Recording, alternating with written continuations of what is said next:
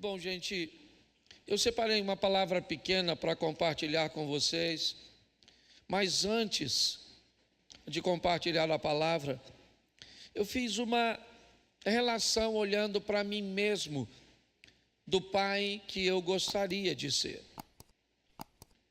Comecei a fazer algumas perguntas para mim, e eu quero que você reflita sobre isso. Qual é a coisa mais poderosa e mais benéfica que um pai pode fazer para seu filho? Você já parou para pensar nisso? Será que a coisa mais importante que eu poderia fazer para meu filho é dar a ele bons estudos? Será que o mais benéfico para ele seria oferecer a ele conforto, uma boa casa, uma boa alimentação? Mas eu confesso que conversando com pessoas, cuidando de pessoas, me parece que a coisa mais poderosa que um pai pode fazer para seu filho é amar a mãe dele. Uma das coisas mais poderosas que um filho verá em seu pai com admiração é saber que sua mãe, uma das pessoas, se não a mais amada pelo filho, é respeitada e tratada com fidelidade, com dignidade por seu pai. Me parece que isso saltaria à frente os benefícios que o próprio filho receberia do pai. Até porque, se ele for bem treinado, é só uma questão de tempo até ele conseguir suas próprias conquistas. Mas um filho que consegue, uma filha que consegue olhar para seu pai e saber que a mulher que esse filho mais ama é bem tratada, é amada, é respeitada, não é traída, não sofre violências, nem psicológica, nem física. Me parece que é uma das coisas que mais marcariam. Então eu gostaria que você, homem, pensasse: quando seu filho falasse de seu relacionamento com a mãe dele, que ele tenha orgulho de nunca ter visto você tratá-la de forma indigna, incorreta, violenta, depressiva, segregadora. Um homem que consegue fazer isso, ele é um ótimo exemplo, e muito mais do que isso, ele vai marcar seus filhos de forma poderosa. Boa parte das vezes que eu converso com algumas pessoas, e elas me narram com muita dor o que seus pais faziam com sua mãe. Você vê a dor, tanto que aquilo é preso em sua memória. A segunda coisa que um pai deve fazer, e que eu estava me perguntando se faço, como faço, quando faço, é ser um pai que crie memórias afetivas em nossos filhos, que dê a eles lembranças a nosso respeito. Eu não vivi boa parte do tempo com meu pai, mas é engraçado que, acredito eu que uns 45 anos atrás aproximadamente, meu tio que me criava me levou ali próximo ao Maria Helena, ali onde era o frango assado, na Washington Luiz, para visitar um amigo. Era um domingo. E eu acredito até que eu era mais novo, eu não consigo precisar a idade. Mas era longe da pista a casa que ele havia me levado. E um camarada que eu não sei quem é, eu não lembro o nome, só lembro que fui nessa casa uma vez, não sei que casa, meu tio que me levou morreu. Na metade do caminho para a pista, Eliezer, ele me pegou e me colocou na cacunda. O Abner, aquilo me marcou de uma forma tão grande que eu nunca mais esqueci daquela memória. Como aquilo me marcou. Algo muito simples, não teve nada a ver com dinheiro, foi apenas uma vez, mas nós precisamos marcar nossas filhas, nossos filhos, com lembranças, com memórias afetivas, deixar essas marcas. Essa é uma herança extremamente abençoada. Eu sei que temos pouco tempo, eu sei que a vida é dinâmica, eu sei que são grandes os desafios, mas tirar momentos para marcar nossos filhos, nossos netos, isso pode ajudá-los a vencer coisas muito grandes lá na frente. Terceiro, seja alguém doce, porém duro, pois um pai sem culpa sabe que não é perfeito, porém estabelece limites. Nós não estamos falando aqui de perfeição. Não estou querendo criar um estereotipo de pai que não erra, que não cometa erros, que em algum momento ultrapasse o limite. Isso pode acontecer, um destempero momentâneo. Mas um pai que seja doce, que tenha doçura sem ser mole, que seja capaz de ser doce, mas firme, rígido, duro, capaz de oferecer a esses filhos disciplina sem violência, fazendo com que os filhos saibam que existem limites, existem regras, que o filho saiba que esse pai ama tanto a mãe, né, desse filho, que é capaz de defendê-la até mesmo do próprio filho. Quando nós sinalizamos nossa paternidade desse jeito, quando um filho olha e sabe, meu pai ama minha mãe, ele não trai minha mãe, ele respeita a minha mãe. Quando o pai marca seus filhos, seus netos. Esses dias eu vi meu neto, mas eu confesso a você que eu fiquei com um pingo de inveja. Eu vi meu neto num caixotezinho, na garupa da bicicleta, com o outro vovô.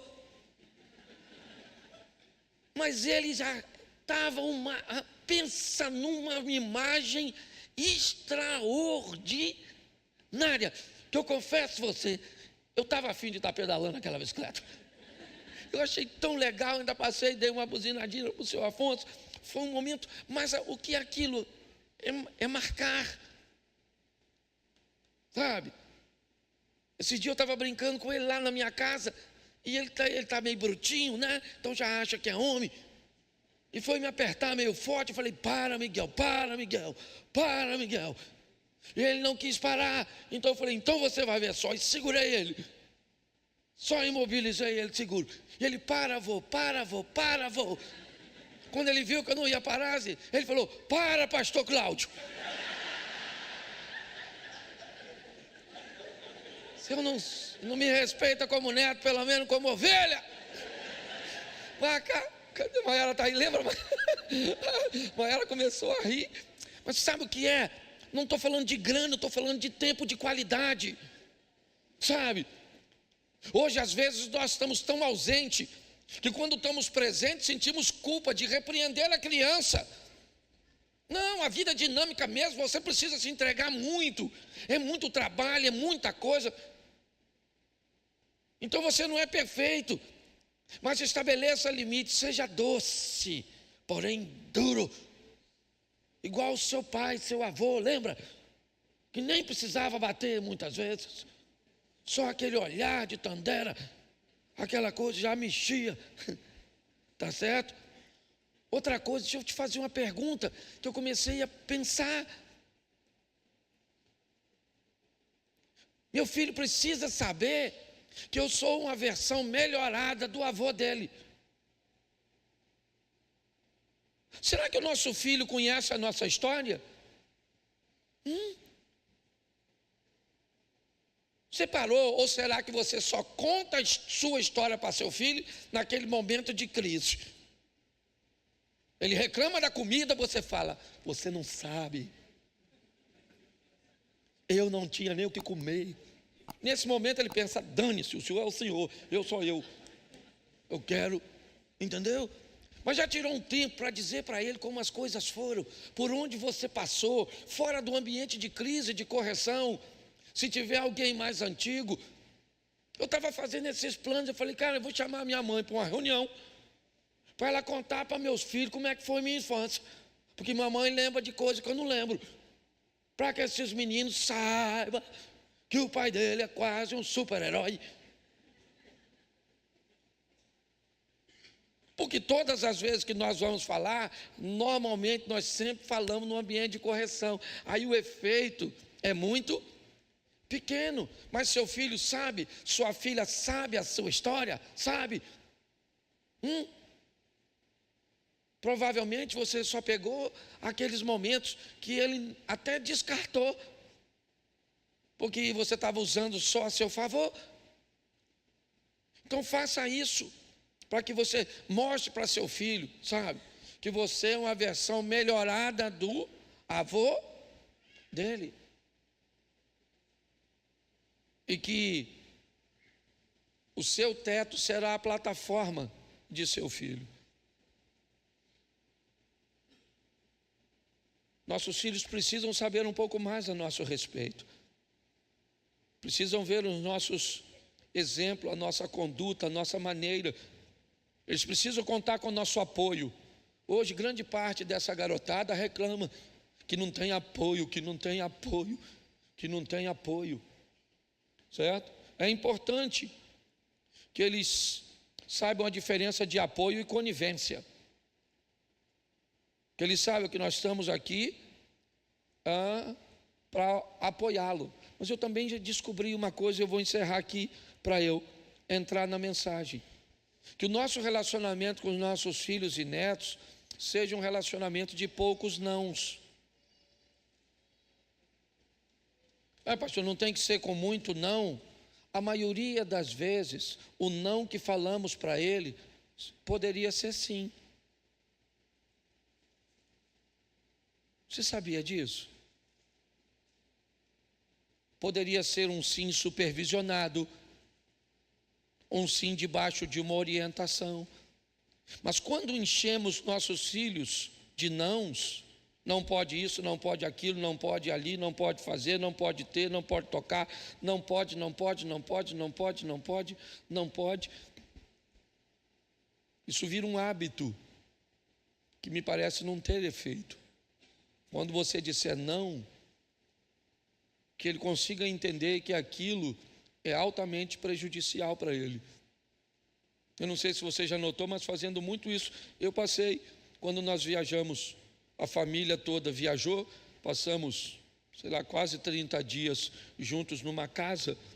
Eu comecei a ver que grande parte dos nãos que eu dizia para meu neto, podia ser sim. Não sobe, não vai, vem para cá, sai daí.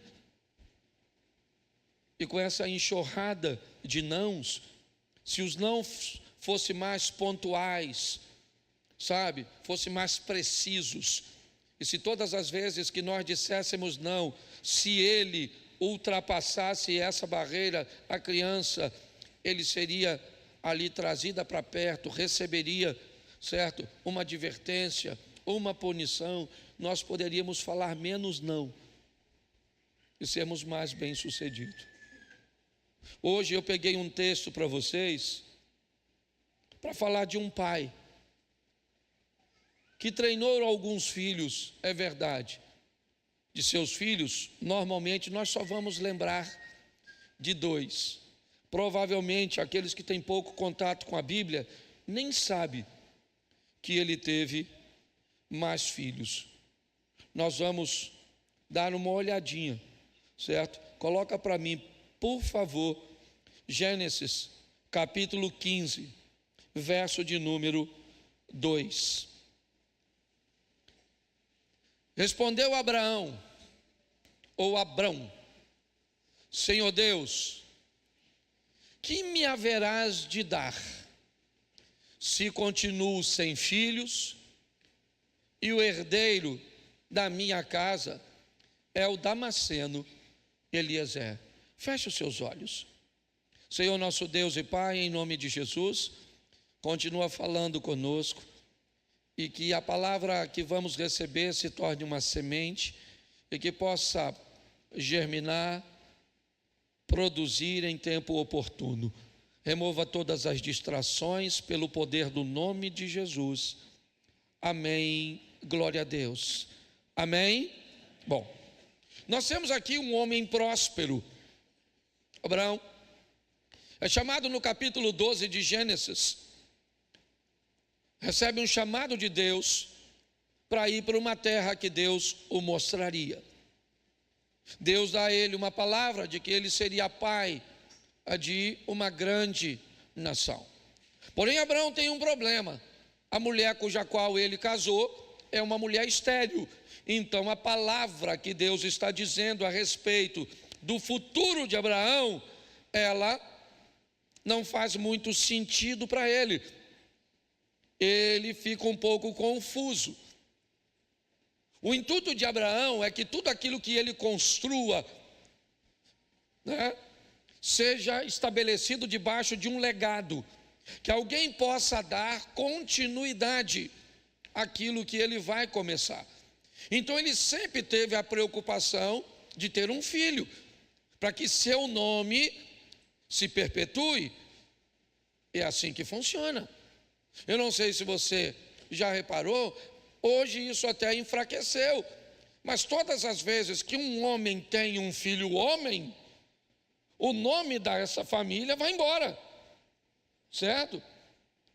Se você parar para pensar, o que acontece é o seguinte: quando eu tenho um filho homem e ele se casa com uma mulher, o meu sobrenome vai para ela através dele. Se nessa nova união tiver outra menina, e quando essa menina se casar, o nome dele, que é meu, vai para ela. Mas o nome da mãe, normalmente, aquilo que vai, certo, na menina, acaba se perdendo depois de 2 ou 3 gerações. Para eles isso era muito importante. Então, quando nós olhamos, Abraão está com uma preocupação tão grande, ele está tão preocupado em ser pai, que ele montou uma estratégia. Eu vou ser pai pelo menos de alguém que é meu sangue, eu vou levar comigo Ló, para que ele seja o herdeiro da minha casa. Isso não funciona. Depois de alguns atritos, com a prestação de serviço, os pastores de Ló têm problemas com os pastores de Abraão, e os dois se separam, e novamente Abraão se vê sozinho, sem condições de que isso aconteça.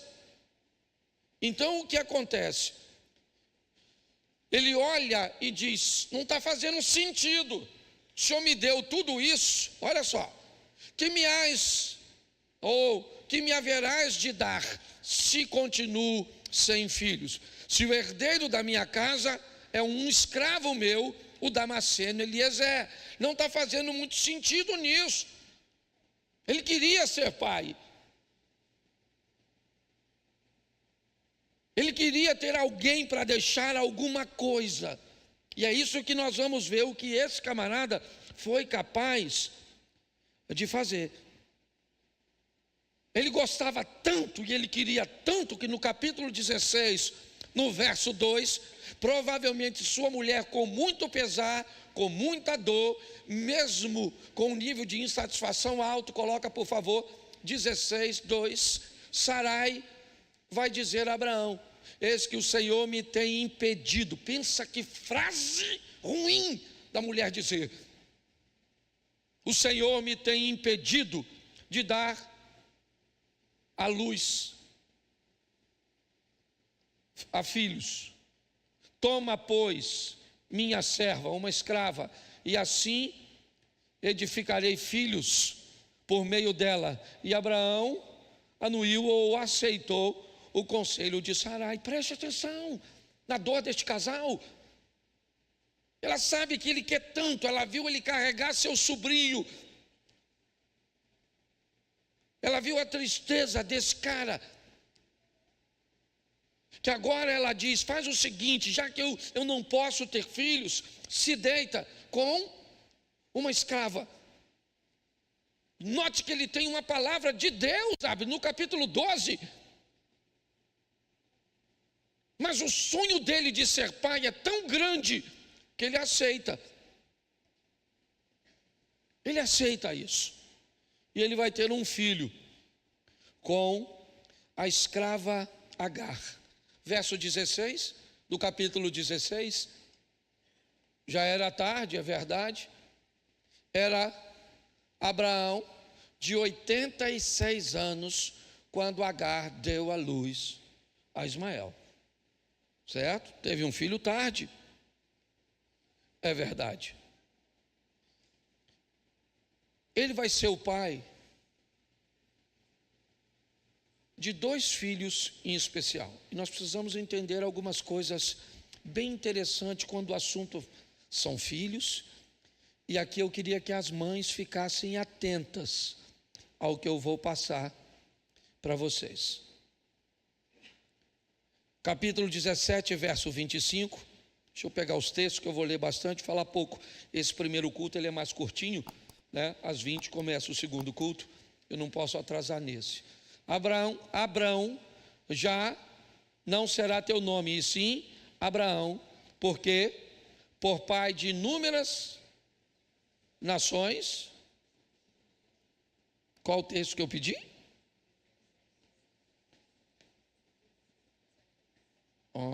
Peraí, 17:25, é isso? Aquele ali é 17:5. Isso, perdão, eu li errado. Ismael, seu filho, era de quantos anos? Quando ele nasceu, Abraão tinha quantos anos? Quantos anos tem o garoto agora? Então Abraão, nessa ocasião, está com quantos anos? Quantos anos? Isso, presta atenção, tá certo? Então, olha o que está acontecendo aqui. Capítulo 21, verso 5. Bota para mim. 21, 5. Tinha Abraão 100 anos quando nasceu Isaac seu. Então, quantos anos tem Ismael nessa ocasião? Quantos anos tem Ismael? Aproximadamente 14 anos. Então, olha só o que está acontecendo aqui. Ele conseguiu ser pai, é verdade. Ele vai treinar 2 homens. Provavelmente, as 2 nações mais ricas dessa terra. Os judeus e os árabes muçulmanos. Se não apenas os árabes, mas eu vou colocar assim. Ele vai treinar 2 filhos, dentre tantos que teve. Mas a maneira que Abraão conduz tudo isso é que é muito interessante. É isso que eu acho que vale a pena nós observarmos. Primeiro, ele queria ser pai. O desejo dele era grande. Essa não é a verdade de todos nós. Muitas pessoas não gostariam, ou não se prepararam, ou não se programaram para isso. É verdade. Mas a maneira que ele vai treinar esses 2 rapazes, a maneira diferente cuja qual os filhos do mesmo pai, abençoado Abraão, porque ele teve, se não me falha a memória, 8. Nós vamos conferir isso mais à frente. Apesar de serem filhos do mesmo pai, não alcançaram a mesma coisa, não cresceram do mesmo jeito, não caminharam da mesma forma. E se nós vamos ter filhos, precisamos sermos maduros o suficiente para entender que boa parte da vida deles dependerá de empenho deles. Nós não podemos exigir de nossos filhos e não podemos criminalizá-los, nem porque foram muito para cima, nem porque caminharam muito para baixo. E às vezes não é nem tão para baixo assim, simplesmente é desproporcional ao outro. E vemos muita confusão isso na mente dos pais. Abraão é um treinador de filhos prósperos. E o que ele deixou para esses filhos? Gênesis 21, 17. Vai aí para Ismael, o filho mais velho. Deus, porém, ouviu a voz do menino, e o anjo de Deus chamou do céu a Agar e lhe disse: que tens, Agar? Não temas, porque Deus ouviu a voz do... Daí onde está, preste atenção.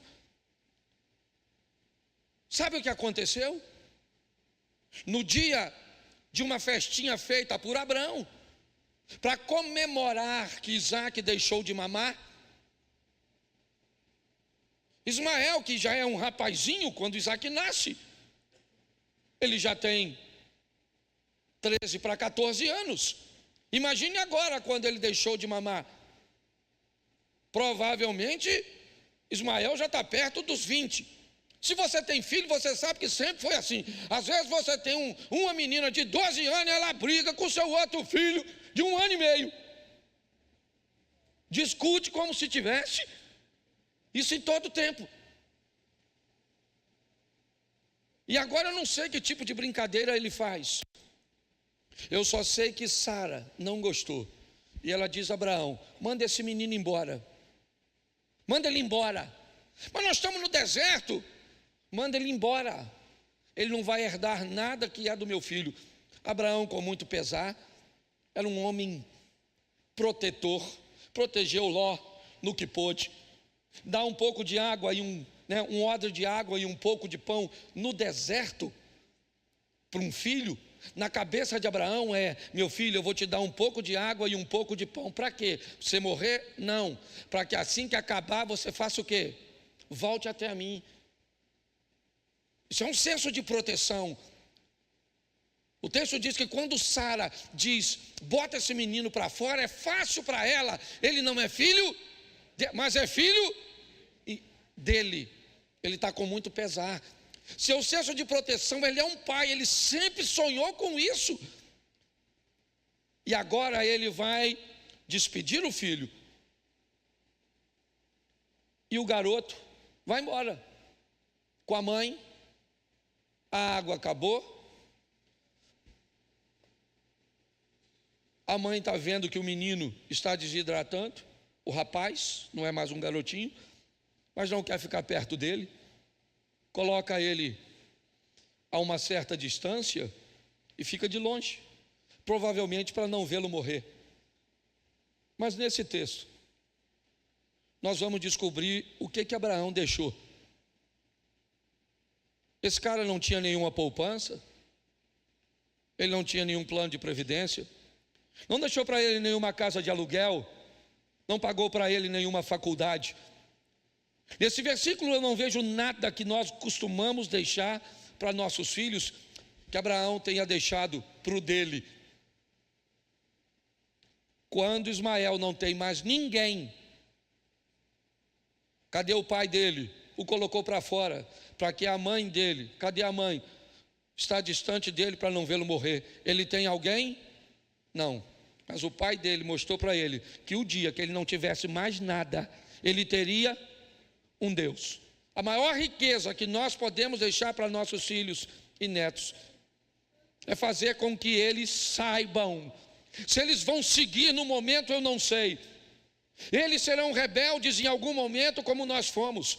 Eles podem se desviar em algum momento, como nós nos desviamos. Mas nós não criamos filhos para perdê-los para o mal e para Satanás. Nossos filhos são herança do Senhor, são flechas na mão de valente, e eles vão voltar para a casa do Senhor. É assim que funciona. Quando nós olhamos para isso, vemos que Deus ouviu a voz que não tinha pai, não tinha mais mãe, mas tinha a um Deus que agia. Nós vamos observar isso. Eles tiveram problemas, é verdade. Não viveram tanto tempo juntos. Mas bota Gênesis 25, 9.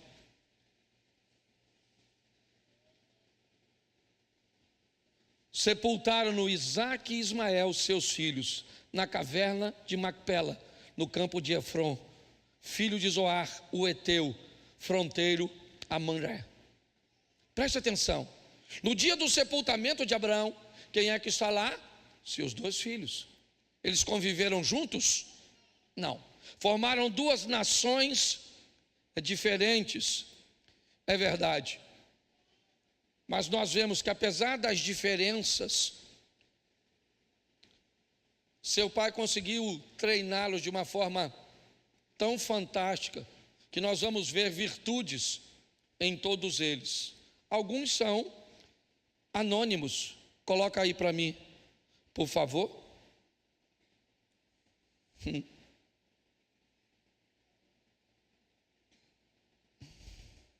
Eu botei o versículo e não botei o capítulo. Que beleza. Eu vou ler para vocês e depois vocês procuram, que eu também não sou obrigado a acertar tudo. Abraão tomou outra mulher, seu nome era Quetura, e deu-lhe a luz, né? Ela deu a luz a Zinra, Joquizã, Medã, Midian, Gisbaque e Suá. Ou seja, Abraão teve quantos filhos ao todo? Quantos? 6 com Quetura, e 1 com Sara e outro com... Ao todo ele teve quantos filhos? Você sabia disso? Quantos aqui pensaram que ele só tinha 2? Levanta a mão, faz favor. Pois é, os outros, você sabe o que eles fizeram? Nem eu. Isso é uma informação preciosa. Eles também eram filhos de Abraão, sim ou não? Então nós temos que ter um entendimento sobre isso. Nem todos os nossos filhos levarão consigo os mesmos resultados. Nós falamos muito de Isaque, eu gosto muito de mostrar Ismael. Eu confesso a vocês que eu gosto, pela postura, pela maneira que esse cara tinha, sabe? Porque ele era alguém para ficar frustrado, sim ou não, se não fosse bem preparado. Quem é o filho da promessa agora? Até Isaque nascer, ele é o queridinho. Mas depois que Isaque nasce, ninguém mais quer saber dele. Agora ele não serve para nada, mas não há nele trauma. Ele foi treinado como uma pessoa forte, firme, habilitada para vencer. Eu gosto disso, porque é dessa forma que nós precisamos preparar pessoas. Poxa, eu queria mostrar o texto aqui para vocês. É 25? Então bota 25:16 que eu vou ver se é ele. Capítulo 25, verso 16. Eu gosto de botar na tela, porque muita gente já acostumou com isso. Não. Agora é esse. O 1 já foi naquela. Os filhos. Agora eu quero mostrar esse. Vamos lá, vamos botar aqui para ficar. Dá trabalho para fazer. Desposou Abraão outra mulher que se chamava o quê? Então Abraão teve quantas mulheres? Quantas mulheres? Isso, escola bíblica. 3 mulheres. O nome de uma era? A esposa, quem era? A outra serva, quem era? E essa dona agora, quem é? Ó, os filhos. Ela deu à luz a... Isso, fala para você não esquecer. Se você que acha que seu nome é feio. Zirã, Joquizã, Medã, Midian. Isso aí. Ao todo são 8 6 dele ninguém sabia quem era. Entendeu? Às vezes seu irmão vai mais longe que tu e tu fica com raiva. Pare e pense nisso. Está aí. Mas o verso 16, coloque aí agora, por favor.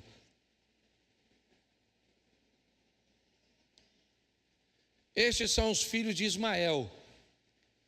São estes os filhos de Ismael. E estes, os seus nomes, pelos seus, acampar, 12 príncipes de seus. Eu gosto, sabe, de como ele conduz a vida dele, a maneira cuja qual ele foi preparado, sabe, para vencer. Seu legado é constituído de príncipes. Seu povo, com certeza. Às vezes eu fico meio amedrontado de afirmar isso, mas para mim, quando Sarai diz, ou Sara diz para Abraão, manda Ismael embora, e ele não vai herdar nada do que é de meu filho Isaque, Deus disse, ele não herda nada do que é seu filho Isaque, mas vai herdar do que é meu, porque eu vou tomar conta desse garoto. E para mim ninguém tira da minha cabeça que os árabes são mais ricos que os judeus.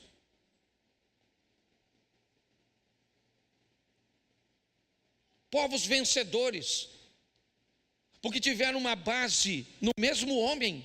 É verdade, no mesmo pai, o pai da fé, mas muito mais do que um pai da fé. Um homem capaz de proteger, um homem capaz de prover, capaz de ensinar, de disciplinar.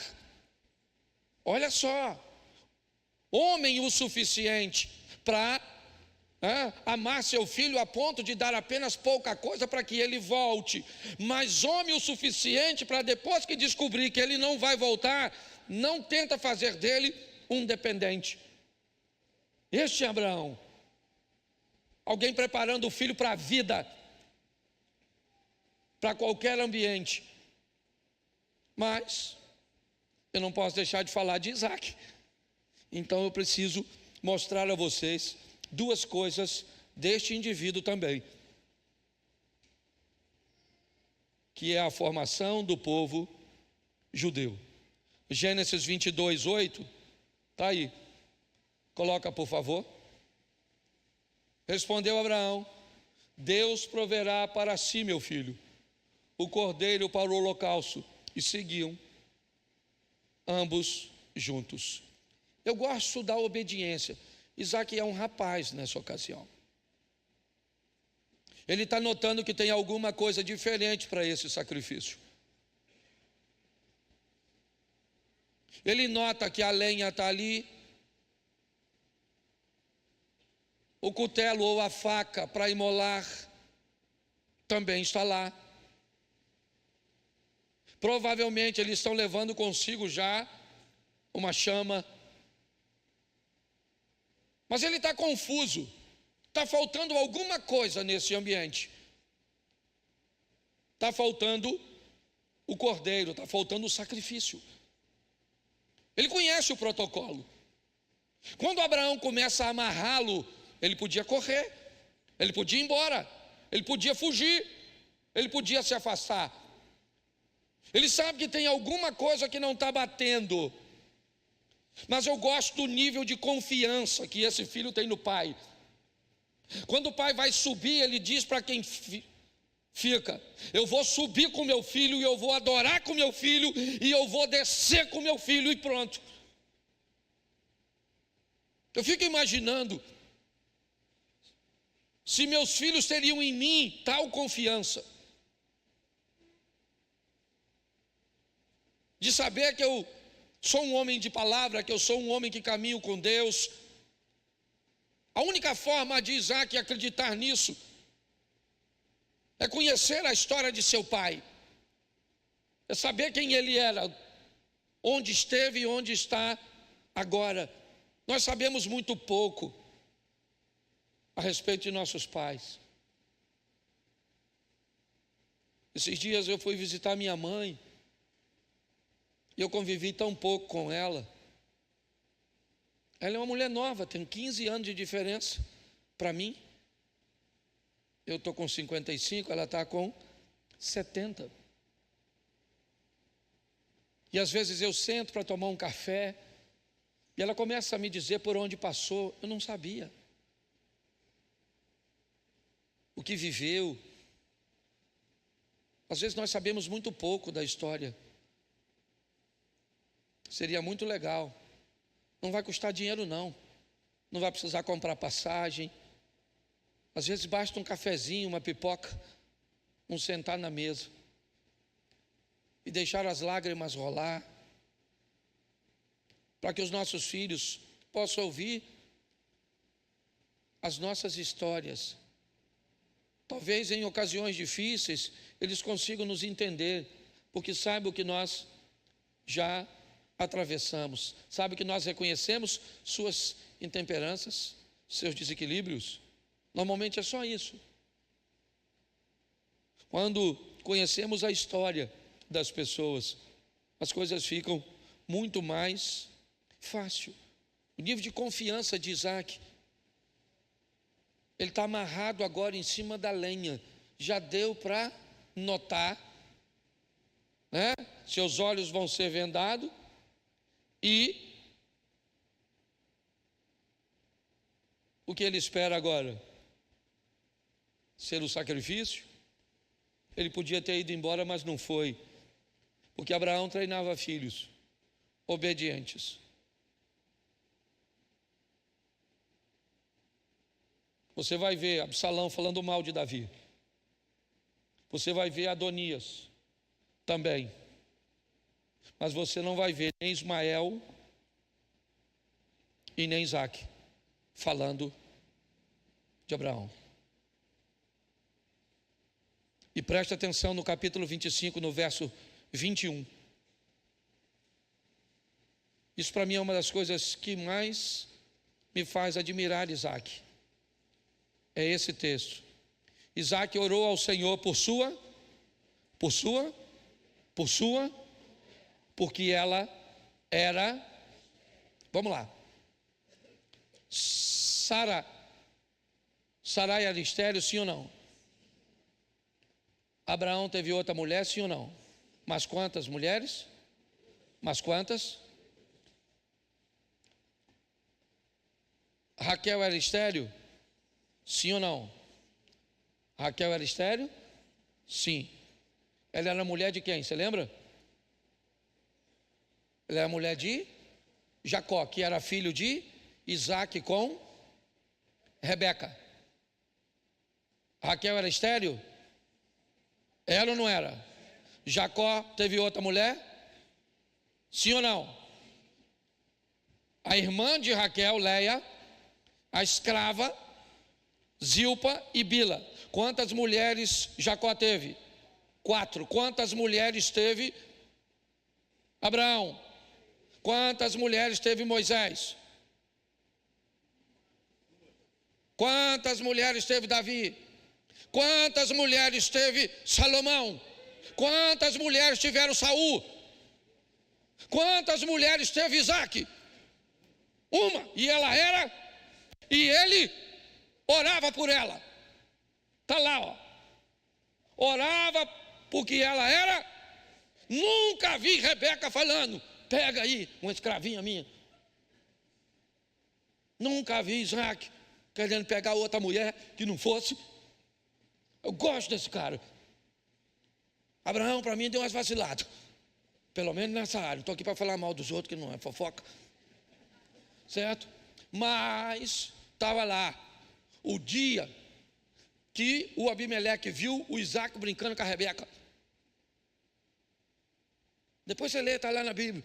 Isaac brincando com a Rebequinha. Rebequinha. Eu acho fantástico esse cara. Tem qualidade diferente, é verdade.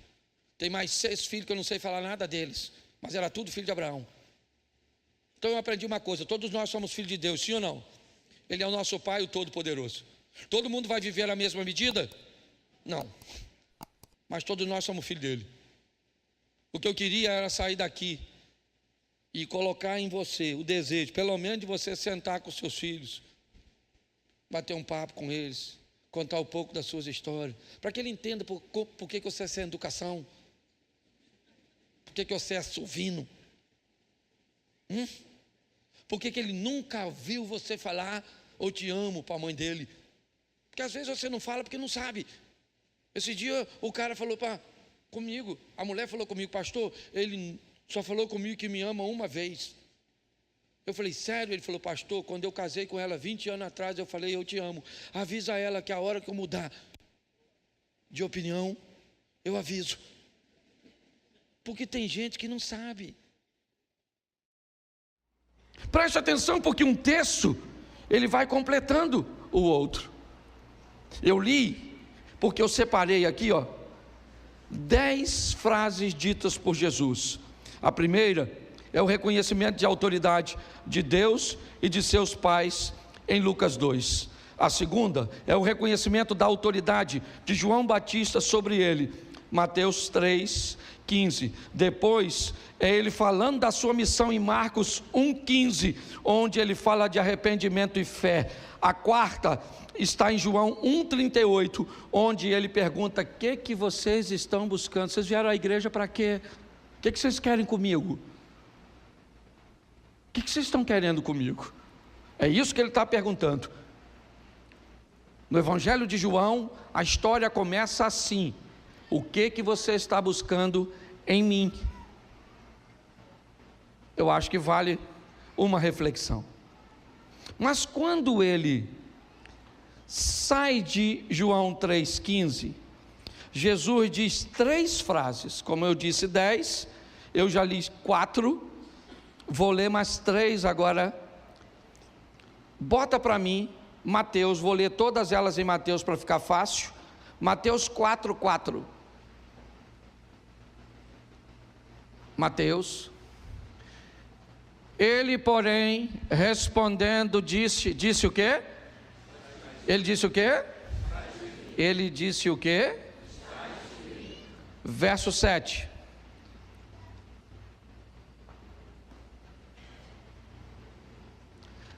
Disse-lhe Jesus também: está? Ok. Verso de número 10. Põe o 10, por favor. Então, disse-lhe, preste atenção, na minha Bíblia, e na sua se você tiver, aqui então, disse-lhe Jesus, está escrito de preto, ok? Ele começa a falar agora: vai-te, Satanás, porque está, preste atenção no que eu vou lhe dizer agora. As primeiras frases ditas por Jesus refere-se a reconhecimento de autoridade. A segunda frase de Jesus, que eu citei para você, fala de sua missão e do que é necessário. Mas agora Jesus vai falar algo muito importante. 3 vezes ele diz: está escrito, está escrito, está escrito. Primeiro ele me mostra autoridade, mas agora ele me mostra conhecimento. As 3 frases ditas por Jesus agora são para combater uma coisa, sabe o que? A Bíblia. As 3 frases que Jesus está usando da Bíblia é para combater a própria Bíblia. Ué, pastor, você ficou louco? Não. Jesus está me mostrando agora que se eu quero ser bem sucedido, eu tenho que conhecer tanto a verdade, que se alguém me contar essa verdade de uma forma equivocada, eu sou capaz de identificá-la. Sabe qual é o problema nosso? Ou da grande maioria? Nós conhecemos o evangelho que os outros leram. Alguém leu, veio aqui, falou, e você nem sequer conferiu. Preste atenção, 3 versículos agora. Jesus está sendo tentado por Satanás é uma guerra de conhecimento. Os dois conhecem muito a Bíblia, sim ou não? A diferença é que um conhece e o outro é. E aí eu pergunto a você, está lá Jesus e Satanás no deserto, sim ou não? Sim ou não? Isso. Satanás é um ser humano ou ele é um espírito? Ser humano ou espírito? Jesus é um ser humano ou um espírito? Jesus é um ser Então Jesus é um humano conversando com um ser espiritual, se é que eu posso chamar celestial. Tá certo? Sim ou não? Qual é a diferença entre os dois?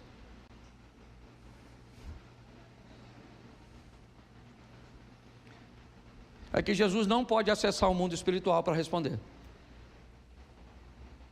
Se Jesus disse está escrito, é porque ele leu. Se Jesus disse está escrito, foi porque ele estudou. É importante nós entendermos isso. O que ele está fazendo é, Satanás diz, você tem fome? Diga a essas pedras que se tornem em pães. E sabe o que Satanás disse? Está escrito. E Jesus disse, mas também está escrito, nem só de pão viverá o homem. Se tu conhece a Bíblia, Satanás, eu também conheço, maluco. Vai ficar ruim a guerra. O diabo falou, beleza, tá certo. Certo? Então vamos aqui. Por que você não se joga do pináculo do templo? Porque está escrito lá na Bíblia que o Senhor Deus dará ordem aos seus anjos a céu. Está escrito, disse o Satanás. Sabe o que Jesus disse? Mas também está escrito, não tentarás o Senhor teu Deus. O Satanás falou, caraca, maluco, pô, tá ruim de dar uma volta nesse cara. Já usei 2 textos. Pô, vamos fazer o seguinte, cara. Ó, ao invés de você sofrer, morrer, cuspir no você, vão escolher um bandido ao invés de você. Ó, se tu, olha só que beleza, se tu se prostrar e me adorar, eu te dou tudo isso. Jesus falou, ô Satanás. Bom, Satanás, você pode ir embora, porque está escrito, somente ao Senhor teu Deus servirás, somente a Ele adorar. Presta atenção, o diabo falou quantos versículos bíblicos? Quantos versículos bíblicos? Jesus falou? Isso aí. Poderia dizer que ele é flamenguista? Brincadeira, não cabe nem na hora, tá certo? Tirei a espiritualidade do culto. Mas escute só. Pare e pense. Quantos versículos são suficientes para persuadir você? Para dizer para você e convencer você que qualquer tipo de amor é válido. Quantos? Quantos versículos são suficientes para você, para dizer que você pode xaropar e manguaçar, que depois recebe asa? Só se for de Ícaro. Para se lascar. Quantos? Jesus utiliza agora 3 textos falando de seu conhecimento, porque ele estudou, entendeu? Se Jesus usou o poder dele para entender as Escrituras, se ele usou um texto que não estudou, deixa eu explicar uma coisa para você, não é justo. Não é. É importante nós entendermos isso aqui. 2 coisas eu já te mostrei até agora. Primeira foi reconhecimento de autor e segundo, conhecimento da palavra. Você sabe o que é de Bíblia? Nossa, pastor, vou falar mesmo. Não lê nada. Hoje já viu 50 mensagens no WhatsApp. Já consultou o Instagram. Eu falo porque eu também consultei. Não sou diferente de você, não. Só que eu também li. Esse dia uma pessoa falou comigo assim: pastor, olha só, se você tomar um copo de guaraná, você tem que tomar 5 de água para desfazer o guaraná. Eu gostei. Falei: se eu ler uma mensagem na internet, leio 3 versículos e tiro o efeito. Para cada mensagem lida no WhatsApp, você lê 3 versículos, até reduzir, ó. Era para fazer 5 copos, mas o evangelho é tão bom que dá para reduzir para 3. Então você faz o seguinte: carrega a Bíblia contigo e o celular, ou o celular na Bíblia, tá certo? Ou a mensagem: conhecereis a verdade vos. Mais 3 versículos e eu termino. João 10, 18. João 10, verso 18. Ninguém me tira de mim, mas eu de mim mesmo a dou. Tenho poder para a dar e poder para tornar a tomá-la. Esse mandamento recebi do meu. Presta atenção, porque o terceiro assunto de Jesus é controle.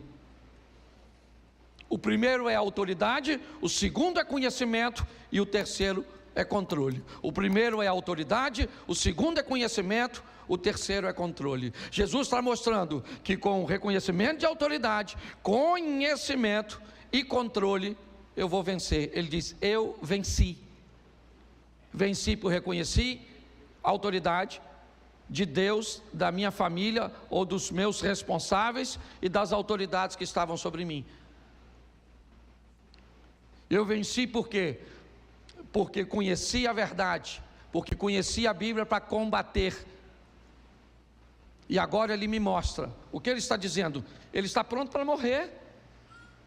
E ele está dizendo: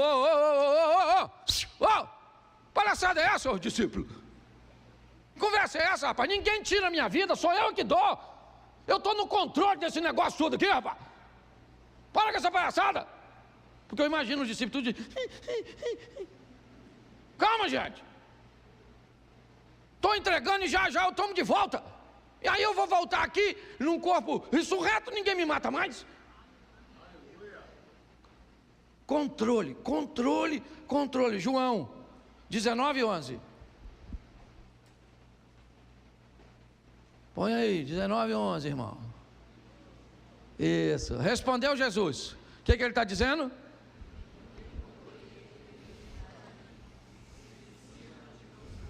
Presta atenção, porque isso aqui arrebenta na nossa cabeça.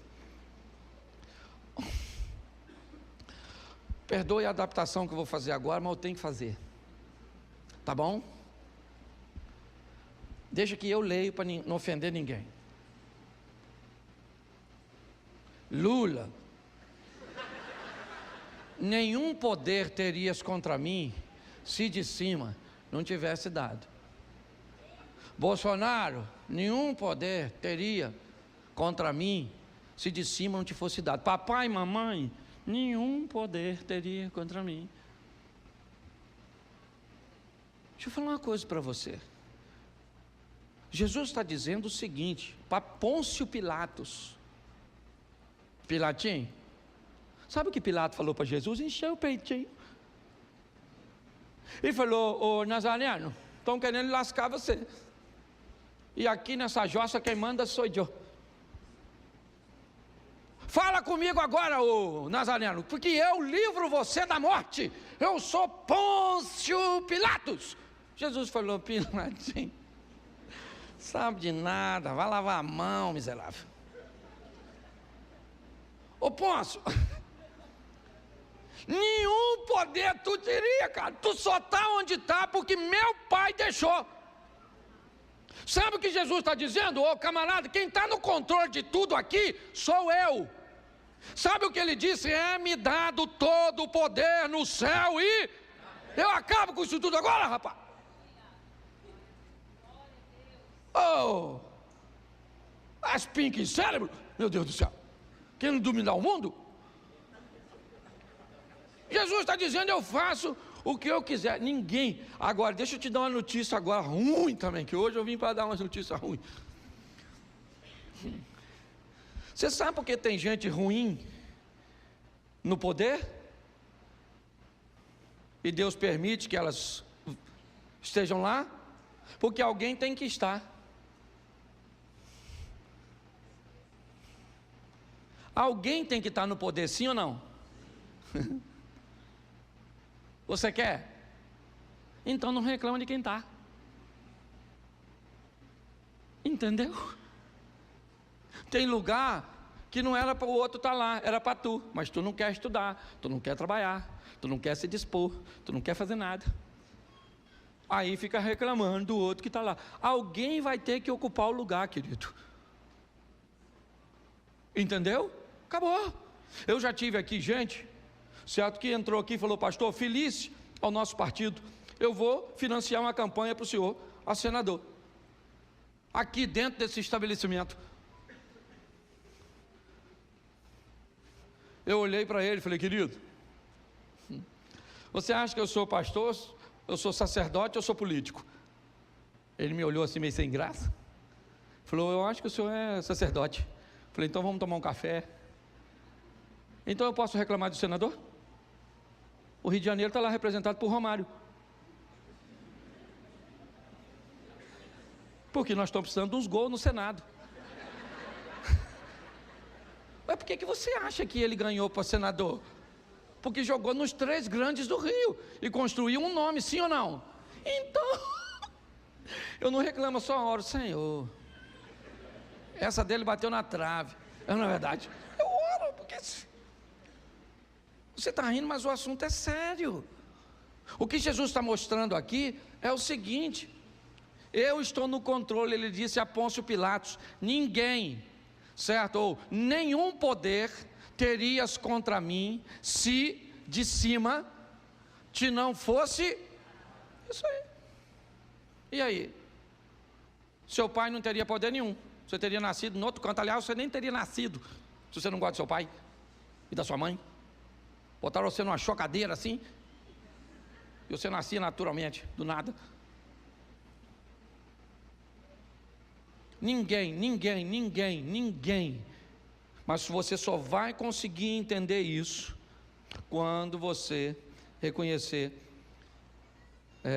a sua identidade de fato. O último texto que eu vou usar aqui é o último texto dito por Jesus, certo?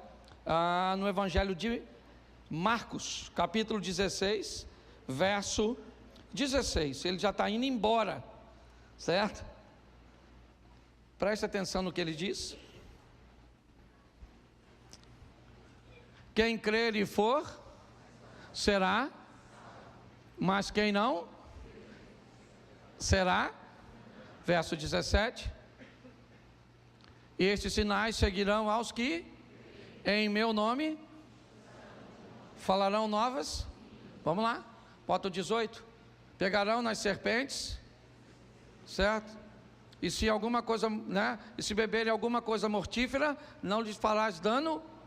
E imporão as mãos sobre os enfermos e os... Verso seguinte. Ora, o Senhor, depois de ter falado, foi recebido ao céu, assentou-se e está esperando para encontrar comigo e com você. 3 coisas eu quero que você guarde na sua mente. A primeira delas aqui, reconheça a autoridade. A segunda, tenha conhecimento da palavra. A terceira, assuma o controle. Pare de deixar as coisas que estão ao seu redor te controlar. Quando você tiver reconhecimento de autoridade, conhecimento e controle, você vai descobrir que a sua vida vai ser um sucesso, como a de Jesus também foi. De João, capítulo 1, ou melhor, capítulo 4 primeiro. Vamos dar uma olhadinha no assunto sede, girando em torno de água, e a primeira é a mulher samaritana. Isso. Quando o Senhor veio a saber que os fariseus tinham ouvido que Jesus fazia e que batizava mais discípulos que João, ora, ainda que Jesus mesmo não batizava, mas sim os seus discípulos, ele saiu da Judéia e foi outra vez para a Galiléia. Era necessário passar por Samaria. Foi ter em Samaria, numa cidade chamada Sicar, junto à herdade que Jacó havia dado para o seu filho José. Estava ali a fonte de Jacó. Jesus, cansado do caminho, assentou-se junto à fonte. Certo? E veio uma mulher de Samaria tirar água e disse: Jesus, dá-me de beber. E ela disse: como tu, sendo judeu, me pede beber a mim, que sou mulher samaritana? Aparentes, porque o judeu não se comunica com o samaritano, fecha o parente, bota uma pontuaçãozinha aí. Jesus disse: mulher, se tu conheceras o dom de Deus e soubesse quem é o que te diz, dá-me de beber, você é que me pediria e eu te daria da água viva. Ela disse: o poço é fundo, o senhor não tem com o que tirar. És tu maior que o nosso pai Jacó, que bebeu ele mesmo deste poço, como também toda a sua família e todo o seu gado. Jesus disse: mulher, aquele que beber desta água tornará a ter sede, porém aquele que beber da água que eu lhe der nunca mais terá sede. Note que o assunto é água, preste atenção, depois você confere. Água, ok? O assunto aqui é água. Uma mulher está indo buscar água. O que tem lá? 2 poços. É isso aí, cara. Criança é assim mesmo. Louvado seja Deus. Se está chorando é porque está com saúde. Isso. O que tem lá? Repita comigo: 2 poços. Isso. Mas pastor, a Bíblia diz que tem um poço só. O poço de Jacó, a herdade que ele deixou para José. Bom, isso é o que tem o H2O. Tá certo? Bom, o que aquela mulher tem ou sabe que vai ter? Sede. Não significa que ela está com sede no momento que está tirando água. Como ela não tem uma água encarnada como nós, ok? O que ela faz? Ela vai atrás da água. Ela sabe onde a água está. Ela sabe. Ela sabe que para tirar a água, ela vai precisar de algumas ferramentas. Ela sabe que o poço é fundo, ela mesmo disse a Jesus. E ela sabe que precisa de uma corda para acessar a água que está no fundo. E ela precisa também de um recipiente para conduzir a água para casa. Então note que ela está totalmente equipada para aquilo que deseja. Ela sabe onde a água está, onde é o poço. Ela sabe que o poço é fundo, então ela leva a corda.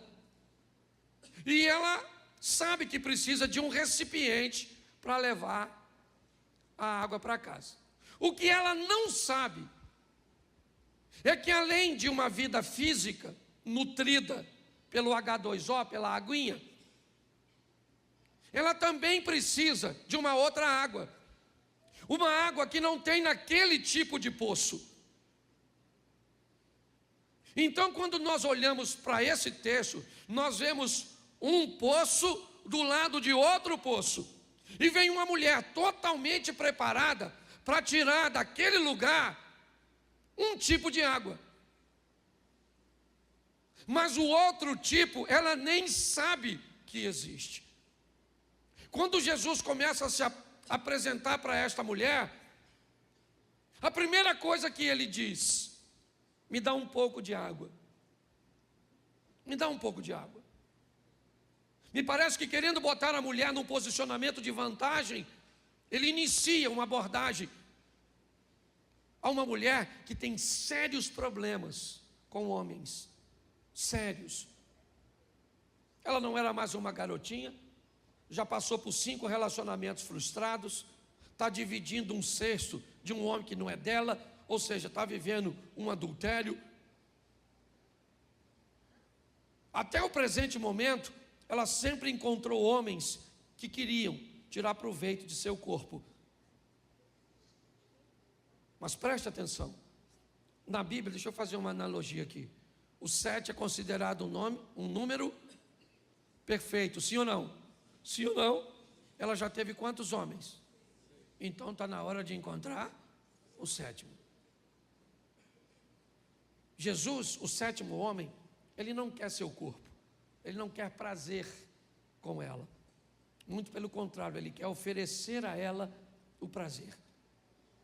Quando ela chega para buscar, ele aborda ela e ela, confusa, diz: como o senhor tem coragem de falar comigo, se o senhor está vendo que eu sou uma mulher, e esse não é o nosso protocolo? O senhor está vendo que eu sou uma samaritana e há uma divergência entre nossos povos. O senhor está quebrando muita coisa por causa de uma sede, aliás, que ele nem tinha, porque o texto não diz que ele pediu água para ela porque tinha sede, ele quis apenas abordar. Mas quando ela olha para isso, ela diz: como o senhor ousa falar comigo? Ele diz: se você conheceras o dom de Deus e você soubesse quem eu sou, você é que me pediria água. Ela disse: aí o senhor não está entendendo. Deixa eu explicar uma coisa: o senhor não tem como me dar água, porque se o senhor tivesse como me dar água, o senhor já teria bebido. Eu vou falar para o senhor, o poço é fundo, e eu não estou vendo o senhor com nenhuma ferramenta capaz de tirar aquela água. E ele está dizendo: mas eu não estou falando daquela água, eu estou falando da felicidade que você está buscando. Eu estou falando da plenitude que você está buscando na vida. Eu estou falando que você, mulher, está buscando felicidade, satisfação, prazer e realização no poço errado, com decisões erradas. Por que é isso? Qual é o problema da felicidade? O problema é que todo mundo deseja alcançá-la, mas o problema é que onde ela vai estar? O que é ser feliz para você? É grana no bolso? Beleza. Você acha que quem tem dinheiro no bolso é feliz? Então você imagina que nas grandes mansões, nos lugares, certo, onde o dinheiro está presente, todo mundo é feliz? É isso? Bom, eu vou ser feliz se eu tiver filhos. Então todo mundo que tem filhos é feliz? Eu vou ser feliz se eu casar. Então todo mundo que casa é feliz? Eu vou ser feliz se comprar uma casa própria. Então quer dizer que uma pessoa que não tem muito dinheiro, que não tem filhos, que é solteira e que mora de aluguel, ela é sentenciada à infelicidade? Não. Jesus está mostrando para ela o seguinte: a senhora tem sede, e quando é sede do seu corpo, a senhora sabe onde buscar e tem ferramentas para levar. Mas quando é sede de alma, eu vou falar para a senhora: eu sou, certo, uma fonte de água viva, que vou entrar na senhora, e a senhora nunca mais vai ter sede. Nunca mais a senhora vai precisar de nada para te fazer feliz, porque feliz eu vou te fazer feliz. Você está entendendo? Hoje as pessoas estão buscando por isso. Eu quero ser feliz se eu tiver isso, eu não vou ser feliz, eu não vou. Então tá bom. E se você não alcançar o que quer? Você mesmo determinou a sua infelicidade. Se eu não tiver filho, eu não sou feliz. Então tá bom, cara. É isso, sua felicidade está condicionada a essa situação. E se você não alcançar? Porque às vezes o que você almeja tanto para você não é o que Deus tem para você. E aí? Engole essa. Mas sabe o que me encanta? É que ela não entende, mas entra no negócio. Ela falou: o poço é fundo, o senhor não tem com que tirar. O senhor é maior que o nosso pai Jacó, que bebeu ele mesmo deste poço, toda a sua família e todo o seu gado. Jesus falou assim: ô mulher, vou falar uma coisa para tu. Escute só. Quem beber dessa água, volta aqui para buscar amanhã. Agora, quem beber de mim não precisa de ir mais a lugar nenhum, porque eu sou suficiente para fazer qualquer pessoa ficar saciada. Ela pensou que ele estava falando da água. Ela falou assim: aí Jesus, então me dá dessa água aí, pô, para eu não vir mais buscar essa. Ele deve ter falado: difícil.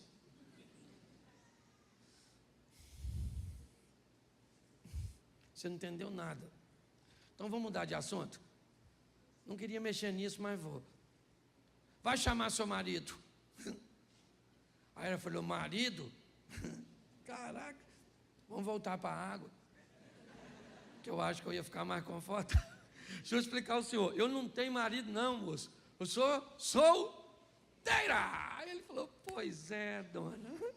A senhora não tem porque a senhora já teve 5, já está com um que nem é seu. Ela falou: caramba, fofoca terrível. Ela não sabe que ele é Jesus. Então ela deve estar falando, puxa vida, descobriu quem eu sou. Caramba. Ô moço, eu estou vendo que o senhor é profeta. O senhor é alguém diferente. O senhor não é igual aos outros homens que eu encontrei. O senhor é diferente. O senhor sabe o meu passado. O senhor sabe quem eu sou. O senhor me conhece e eu não sei nada a seu respeito. Essa é a grande questão. Pare para pensar nisso. Ele sabe quem nós somos. Poucas coisas você sabe a meu respeito. O que você sabe a meu respeito? Você me conhece há quanto tempo? Você não sabe o que eu passei na infância, na minha adolescência, na minha juventude, os traumas que eu já enfrentei, as escassez, os problemas, tudo que eu já... E ele sabe de tudinho. E mesmo assim, me deu a oportunidade de me oferecer uma água que uma torneira não me dá. É muito importante nós entendermos isso. Jesus está mudando a história dessa mulher. E pensa num troço absurdo, é o que ele vai fazer com ela. Ele conversa com ela e fala coisa com ela que ele não disse para seus discípulos. Ele dá instruções. Que tem essa mulher para receber isso? Sabe onde os discípulos dele estão? Enquanto ele está conversando com a mulher? Na cidade de Samaria. Sabe o que tem lá? Muita gente que Jesus quer salvar. Jesus diz para seus missionários, 12 missionários, vão até Samaria comprar comida. E eles vão para comprar comida. A mulher veio para pegar água. Olha só. Quando Jesus termina de conversar com ela, ela deixa o cântaro. Depois você dá deixa eu ver se eu consigo te mostrar aqui. Põe o 4:28, por favor, para adiantar. Eu estou adiantando porque no segundo eu consigo pregar o texto inteiro. Agora eu tenho que abreviar. Isso. Deixou, pois, a mulher o seu, era com cântaro que ela ia fazer o quê? Ela foi apanhar água. Levou a água. Levou ou não? Levou. Só não levou o H2O. Entendeu? É isso que eu quero que você entenda. Ela levou, só não levou a água do poço. Ok? Foi para a cidade, correu e disse àqueles homens. Olha o que ela disse para os homens. Gente, encontrei o Messias. Samaritano esperava Messias também, sim ou não? Sim.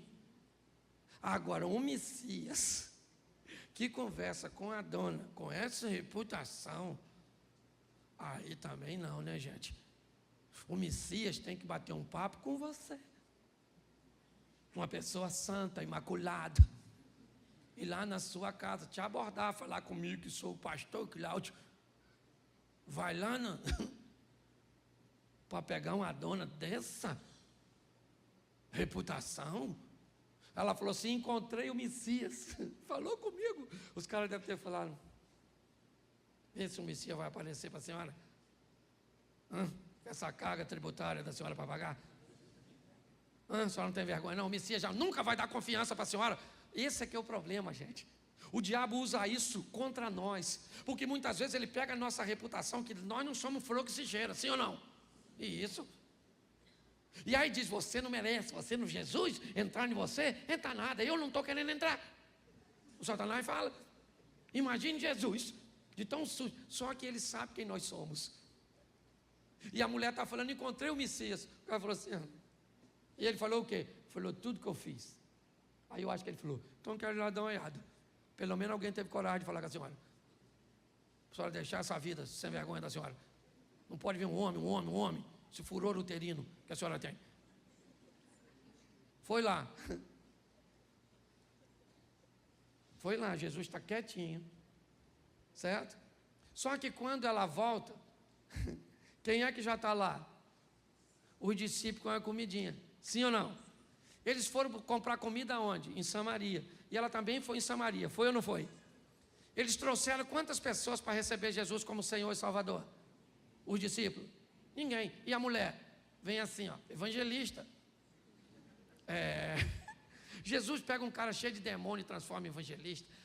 Não tem problema, não sei quem você foi. Ele não está olhando para quem você foi. Ele está olhando para quem você pode se tornar nele. As pessoas olham para o nosso Jesus olha para o nosso futuro, gente. Vem a dona. Eu imagino Jesus olhando para os discípulos.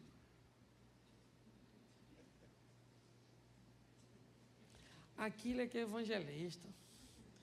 Olha como é que a dona vem cheia de alma e vocês vêm cheio de sacolinha do supermercado. O que é que ela trouxe? Gente que também tinha sede.